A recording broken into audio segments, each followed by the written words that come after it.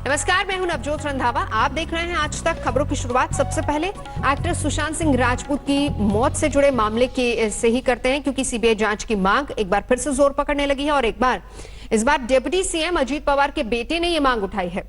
इधर मामले की जांच कर रही मुंबई पुलिस आज करण जौहर की कंपनी के सीईओ से भी पूछताछ करेगी। महाराष्ट्र सरकार भले ही एक्टर सुशांत सिंह की मौत की सीबीआई जांच से इनकार कर चुकी हो, लेकिन मांग लगातार जोर पकड़ रही है। खुद डिप्टी सीएम अजित पवार के बेटे पार्थ ने गृह मंत्री को इस बारे में खत लिखा है। आदरणीय गृह मंत्री अनिल देशमुख जी, सुशांत सिंह राजपूत की मौत पर देश के युवा निष्पक्ष जांच चाहते हैं ताकि सुशांत को इंसाफ मिल सके। मैं भी उन करोड़ों युवाओं की मांग का समर्थन करता हूं कि इस मामले की जांच सीबीआई को दे दी जाए।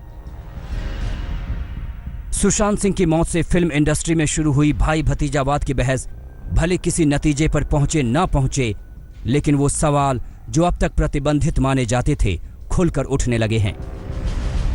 अभिनेता शेखर सुमन और गायक से सांसद बने बाबुल सुप्रियो भी मान रहे हैं कि इंडस्ट्री में ऐसे खेमे हैं जो किसी अकेले कलाकार के आगे बढ़ने की राह में बड़े रोड़े हैं।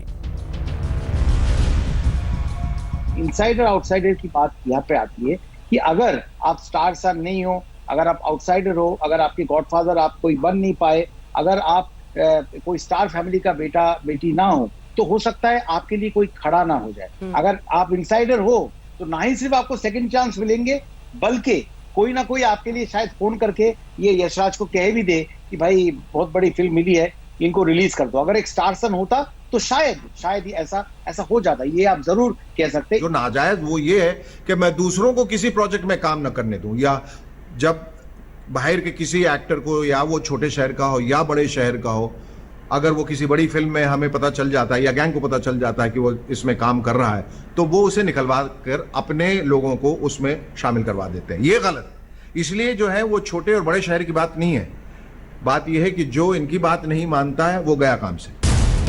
इस बीच सुशांत सिंह की विसरा रिपोर्ट आ गई है। रिपोर्ट में कहा गया है कि सुशांत सिंह राजपूत को जहर नहीं दिया गया था, न ही उनके शव में कोई और गड़बड़ी मिली, यानी कि सुशांत सिंह की मौत फांसी लगने से ही हुई थी।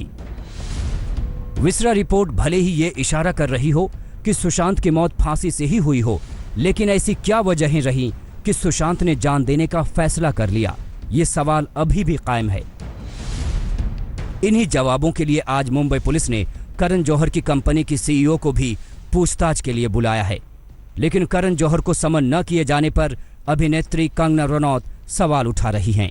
37 लोगों को अभी तक वहाँ पे इन्वेस्टिगेशन के लिए बुलाया गया है। इसके बाद में CRPC 175 के तहत कंगना रनौत है, उनको भी समन्स भेजा गया है। करण जौहर के मैनेजर को समन भेजा, लेकिन आदित्य ठाकरे के बेस्ट फ्रेंड करण जौहर को नहीं। सुशांत राजपूत मर्डर केस की जांच के नाम पर मजाक बंद करो मुंबई पुलिस। समन जारी करने में भी मुंबई पुलिस कैसे शर्मनाक भाई भतीजावाद कर सकती है। कंगना को समन भेजा गया है, ना कि उसके मैनेजर को, लेकिन मुख्यमंत्री के बेटे के बेस्ट फ्रेंड के मैनेजर को पूछताछ के लिए बुलाया गया है। आखिर क्यों? साहब को परेशानी ना हो इसलिए। मुंबई पुलिस लगातार सुशांत के करीबियों और फिल्म इंडस्ट्री के दिग्गजों से पूछताछ कर रही है। इसी सिलसिले में सोमवार को निर्माता निर्देशक महेश भट्ट को तलब किया। करीब 2 घंटे की पूछताछ में महेश भट्ट ने पुलिस को बताया कि उनका सड़क 2 में सुशांत को लेने का कोई प्लान नहीं था। वो सुशांत से सिर्फ 2 बार मिले थे, पहली बार 2018 में और दूसरी बार इसी साल फरवरी में, लेकिन इन मुलाकातों में फिल्म को लेकर कोई बात नहीं हुई। आदित्य चोपड़ा, संजय लीला भंसाली और महेश भट्ट के बाद अब मुंबई पुलिस करण जौहर से पूछताछ करेगी सुशांत सिंह राजपूत की मृत्यु के कनेक्शन में। आपको बता दें कि करण जौहर की कंपनी धर्मा प्रोडक्शंस के सीईओ अपूर्व मेहता की स्टेटमेंट मंगलवार को रिकॉर्ड होगी। इसके अलावा धर्मा प्रोडक्शंस से सुशांत सिंह राजपूत और धर्मा प्रोडक्शंस के बीच हुए एग्रीमेंट कॉन्ट्रैक्ट को भी मंगवाया गया है, जिसे भी एनालाइज किया जाएगा और बहुत ही जल्द करण जौहर से पूछताछ की जाएगी, उनकी स्टेटमेंट भी रिकॉर्ड की जाएगी। कैमरा पर्सन किरण सप्ताल के साथ दिवेश सिंह, मुंबई आज तक। और अब कोरोना की खबर ले लेते हैं, क्योंकि देश में कोरोना के हालात भयावह हैं, लेकिन इस बीच दिल्ली और मुंबई से थोड़ी राहत भरी खबर आई है। यहां कोरोना केस घट रहे हैं। दिल्ली में तो कोरोना के केस काफी घट गए हैं, जबकि अगर मुंबई की बात करें तो रफ्तार थोड़ी धीमी पड़ी है। ये वही दो शहर हैं जिनके कोरोना केस कुछ रोज पहले तक डरा रहे थे। देश में कोरोना के मामले नित नए और डराने वाले रिकॉर्ड बना रहे हैं। तमाम कोशिशों के बाद भी हर रोज नए केस बढ़ रहे हैं। सोमवार को देश में पहली बार नए कोरोना केस का आंकड़ा 50,000 के करीब जा पहुंचा। लेकिन राहत की खबरें आईं देश के दो बड़े महानगरों दिल्ली और मुंबई से। यहां कोरोना के मामले घट रहे हैं। पहले बात दिल्ली की करते हैं। देश की राजधानी में पहली बार कोरोना के कम मामलों ने राहत दी है। 2 दिन के आंकड़ों को एक साथ देखें तो बदलाव साफ दिखेगा। 23 जून को दिल्ली में नए केस की तादाद 3,947 थी। एक महीने से ज्यादा वक्त बाद सोमवार 27 जुलाई को नए केस की तादाद रही सिर्फ 613। इससे अंदाजा लगाया जा सकता है कि दिल्ली में हालात काबू में हो रहे हैं। एम्स के डायरेक्टर भी कह चुके हैं कि दिल्ली में हो सकता है कि पीक गुजर गया हो। पीक का यह मतलब है कि अब आपके जो केसेस हैं वो फ्लैटन कम उतने ही हुए और आस्ता आस्ता केसेस कम होने लगे। उसका यह मतलब हुआ कि आपने वहां पे जो भी कंटेनमेंट स्ट्रैटेजी यूज की उससे आपने केसेस को बढ़ने नहीं दिया और आगे फैलने नहीं दिया। एक और राहत की बात यह है कि दिल्ली में रिकवरी रेट देश में सबसे शानदार 88.68% हो चुका है और एक्टिव केस की तादाद 10,994 रह गई है। देखिए, अभी कोरोना की ऊपर जो है ना, जो अपनी तैयारियों को एकदम से कम करना मुश्किल है। पूरे देश में जिस तेजी से बढ़ रहा है तो हम दिल्ली के अंदर कम हुआ है, काफ़ी कम हुआ है पिछले दो महीने के अंदर, बट अभी भी सतर्क रहने की बहुत ज़रूरत है। कोरोना काबू में आने के संकेत के बाद दिल्ली सरकार ने स्पेशल ऑर्डर जारी करके हॉकर्स और रेहड़ी पटरी वालों को भी काम करने की छूट दे दी है। हालांकि वीकली बाजारों पर अभी रोक रहेगी। इस बीच मुंबई में भी रोजाना नए केस घट रहे हैं। महाराष्ट्र के कुल केस में मुंबई की हिस्सेदारी घट रही है। सोमवार को मुंबई में नए कोरोना केस 1021 दर्ज किए गए। महाराष्ट्र में कुल केस 3,83,723 है। इनमें मुंबई का हिस्सा 1,10,000 के करीब है। यह हिस्सेदारी करीब 29% है, जबकि अप्रैल के आखिर में महाराष्ट्र के 67% मामले सिर्फ मुंबई से थे। यानी मुंबई में भी हालात काबू में आने लगे हैं। आज तक ब्यूरो।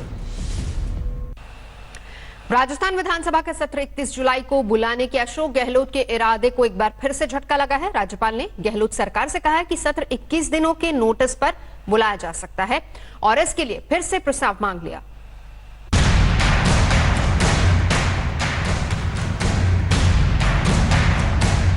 बस विधानसभा का दंगल नहीं सच पा रहा, लेकिन राजस्थान की सियासत में एक से बढ़कर एक दांव पेंचों की कमी नहीं है।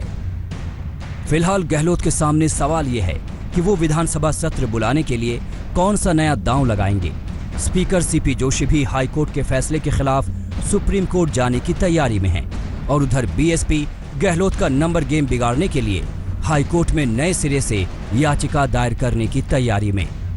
क्या पॉसिबिलिटीज़ और हम यहाँ पे क्या क्या मुद्दों को लेके जा सकते हैं, उस पे चर्चा होने के बाद उच्चतम न्यायालय के दरवाजे दोबारा एसएलपी के द्वारा खटखटाए जाएंगे और जो 24 तारीख का ऑर्डर है उसको वापस से चैलेंज किया जाएगा। कोर्ट ने AAG आरपी सिंह साहब को कहा कि वो निर्देश लेके बताएं कि स्पीकर साहब ने जो मदन दिलावर जी ने याचिका प्रस्तुत करी थी उनको डिस्क्वालीफाई करने की 6 मेंबर्स को, उस पर कोई निर्णय लिया क्या। तो आरपी सिंह साहब ने रिवर्ट बैक करके कोर्ट को बताया कि उस पर स्पीकर ने आदेश पारित कर दिया है और मदन दिलावर जी द्वारा पेश की गई याचिका स्पीकर ने खारिज कर दी अपने आदेश 24/7/2020 के द्वारा। कांग्रेस हर हाल में विधानसभा सत्र बुलाकर अपनी ताकत की नुमाइश करना चाहती है, लेकिन राज्यपाल ने साफ कह दिया है कि सत्र जिस मकसद से बुलाना चाहते हैं वो लिख कर दें। लबोलुआब यह है कि 31 जुलाई से विधानसभा सत्र नहीं बुलाया जा सकता जैसा गहलोत चाहते हैं। विधानसभा सत्र संवैधानिक प्रावधानों के अनुकूल बुलाया जाना आवश्यक है। क्योंकि वर्तमान परिस्थितियां असाधारण हैं, इसलिए राज्य सरकार 3 बिंदुओं को स्पष्ट करते हुए फिर से पत्र भेजे। विधानसभा का सत्र 21 दिनों का स्पष्ट नोटिस देकर बुलाया जाना चाहिए। यदि सत्र में विश्वास मत की कार्यवाही की जाती है तो इसके सीधे प्रसारण की व्यवस्था हो। ये भी स्पष्ट किया जाए कि 200 विधायकों और 1000 से ज्यादा कर्मचारियों के इकट्ठा होने पर सामाजिक दूरी कैसे सुनिश्चित की जाएगी। जब बहुमत वाली सरकार विधानसभा का सत्र बुलाना चाहती है तो ऐसे अवसर पर माननीय राज्यपाल महोदय विभिन्न रूप की बाधाएं पैदा करते हुए,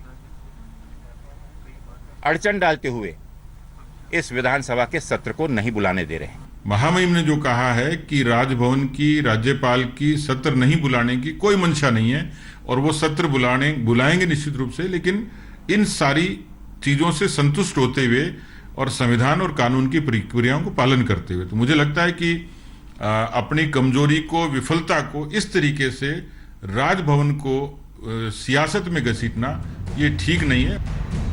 हालात बयां कर रहे हैं कि राजस्थान का सियासी खेल नंबर गेम की ओर बढ़ता जा रहा है। बीएसपी अपने 6 विधायकों का मामला हाईकोर्ट पहुंचाकर गेम बिगाड़ने की भूमिका में आ गई है, तो कांग्रेस खेमा भी जोड़ तोड़ की कोशिश में है। कांग्रेस का दावा है कि पायलट खेमे के 3 विधायक पाला बदलने को तैयार हैं। राज्यपाल को हटाने को लेकर जयपुर के एक वकील ने हाईकोर्ट में याचिका लगा दी है। उधर राज्यपाल ने राजभवन में धरना प्रदर्शन की कांग्रेस की तैयारियों को लेकर केंद्र को आगाह किया है। जयपुर से मौसमी सिंह और शरद कुमार के साथ आज तक ब्यूरो। फिलहाल रुकेंगे एक ब्रेक के लिए। आज तक पर खबरों का सिलसिला लगातार जारी है, देखते रहिए आज तक। नमस्कार, मैं हूं अंजना ओम कश्यप। हमें उम्मीद है ये वीडियो आपको पसंद आया होगा। लेटेस्ट खबरों के लिए यूं ही देखते रहिए आज तक, और इस वीडियो के पसंद आने पर लाइक, शेयर एंड सब्सक्राइब करना ना भूलें।